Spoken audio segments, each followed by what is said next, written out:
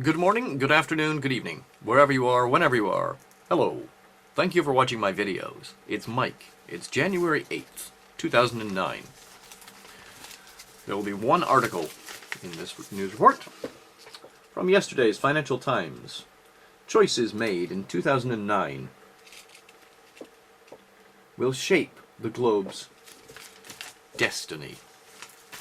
It's on page 13 of the London edition of Financial Times. Don't know where it is in the other papers, other versions of Financial Times, but I find that significant. Now, we have an article here by Martin Wolf. It will be linked. It begins very simply. Welcome to 2009. This is a year in which the fate of the world economy will be determined, maybe for generations. Some entertain the hopes that we can restore the globally unbalanced economic growth of the middle years of the decade. They are wrong. Our choice is only over what will replace it. Please note that word, replace. It is between a better balanced world economy and disintegration. The choice cannot be postponed. It must be made this year. In this particular article, he references a couple of very interesting documents, which are linked here.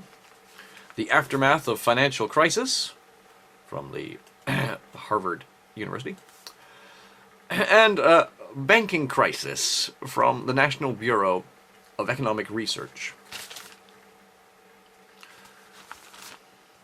Where does Martin Wolf see this going? Well, actually, where a lot of people see it going. Let me just read the last few paragraphs.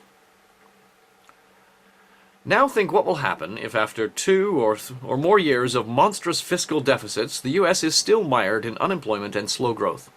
People will ask why the country is exporting so much of its demand to sustain jobs overseas. They will want their demand back.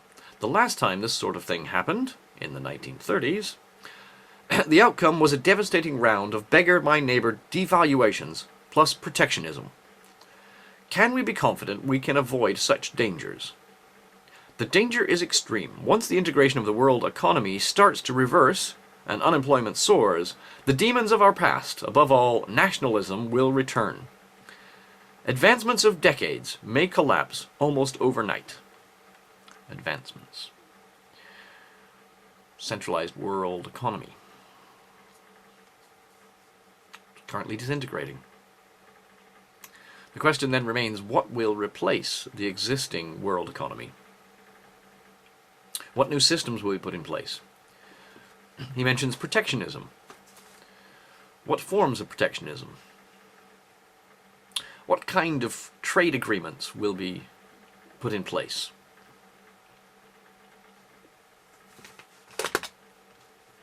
Will they happen this year? Or will it take another year or so? It's very difficult to answer that question. It's going to take some time. We need to have a certain level of dissatisfaction with the existing system amongst the general populace. For that to occur, there has to be some degree of unemployment, some degree of despair, some degree of people actually paying attention to the fact that they can't walk down to the corner shop and buy everything they used to be able to buy. They can't walk down to the supermarket and get the same range of vegetables, for instance. When will that happen? Sometime near the end of this year. When this occurs, what do you think our governments will do in response? Last paragraph. Yet we have a golden opportunity to turn away from such a course. We know better now. Do you? The U.S. has, in Barack Obama, a president with vast political capital. His administration is determined to do whatever it can. But the U.S. is not strong enough to rescue the world economy on its own. It needs helpers, particularly in the surplus countries. The U.S. and a few other advanced countries can no longer absorb the world's surpluses of savings and goods. This crisis is the proof. The world has changed, and so must policy. It must do so now. What's coming up? Beginning of this year, somewhere in March, I believe it is. The leaders of the G20 global economies will be meeting. They had a meeting back in November, and their brilliant plan was, let's somehow stimulate the economies of the world by injecting 2.5% of each country's GDP into the fiscal system in some mechanism. In Britain, we chose to do this through a variety of techniques, and primarily by reduction of value-added tax, which doesn't seem to be working terribly well. In the States, there was a huge injection of capital into financial systems. The Federal Reserve is buying pretty much anything it can get its hands on. Will these particular techniques work? I seriously doubt it. Which means that the International Monetary Fund and the World Bank are about to suggest something far more radical. Be prepared. They will do this. Your government leaders will agree to these. The people will agree to these particular strategies that are going to be presented. Because surely they will say to themselves, it can't be any worse than it currently is.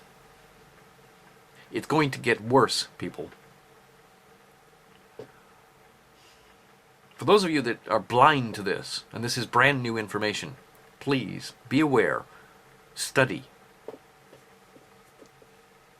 The system is designed to fail. Peace, everyone. Love, understanding. Get this through your thick heads.